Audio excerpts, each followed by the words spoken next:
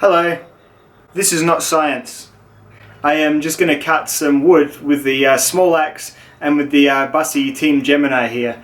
I remarked when I was doing my cut test, this is really ground like sort of an axe almost is, as in like it's got quite a thick convex edge as an axe does have. Axe obviously has much more behind it as well, much more dramatic geometry, but this really is sort of between a heavy survival knife and an axe in terms of how that edge is ground. The last millimetre or so of each of these blades, very, very similar.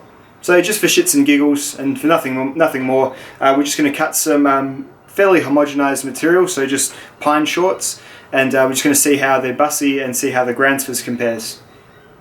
This isn't going to prove anything you probably don't already know, but I just thought it'd be enjoyable. Thanks.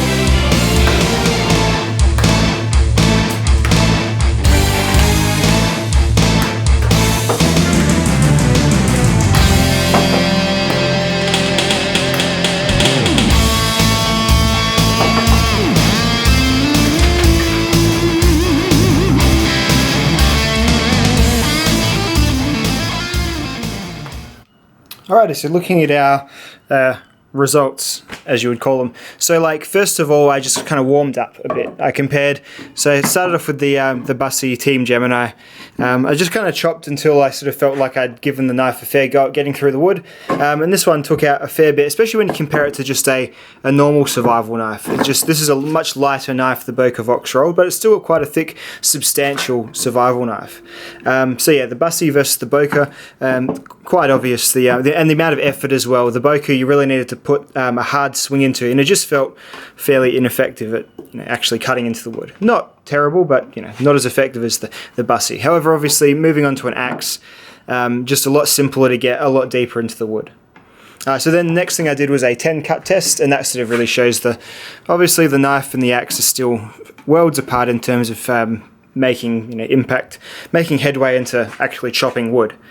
So the Busse sort of did all right for 10 cuts. You start working on a bit of a V, and then you move out. If you're going to continue cutting, you'd probably try and come in from here down to here.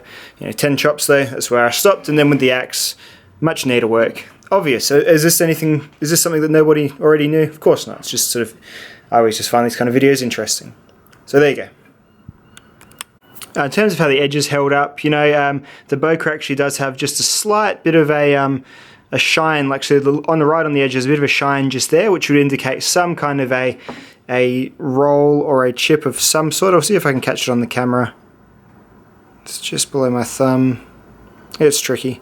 Yeah, I don't know if you can see there, just below my thumb there's that slightly shiny bit, and that's a fully flat ground knife and quite an acute angle. It's just 20 degrees, which is what I set for my rope cut test that I did it with a while ago, and it did great in that. So this one's obviously, this edge is just untouched more or less, still feels smooth, there's no hang-ups when I run my finger along it. Yeah, it's just very much an axe-like edge. It's quite thick, it's heavy convex.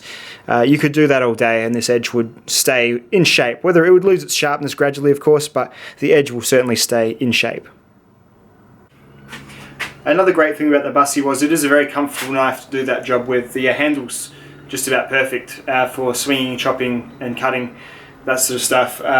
Not a great deal of shock compared to even the Busse Voxrolled. It must just be that extra sort of substantial bit of micarta that's wrapped, so your hand's wrapping around.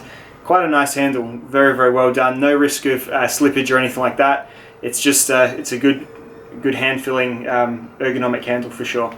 Definitely the purpose of this knife, I would say, is a knife that will chop without obviously having to bring an axe with you into the field. So overall, pretty enjoyable task to do with this knife.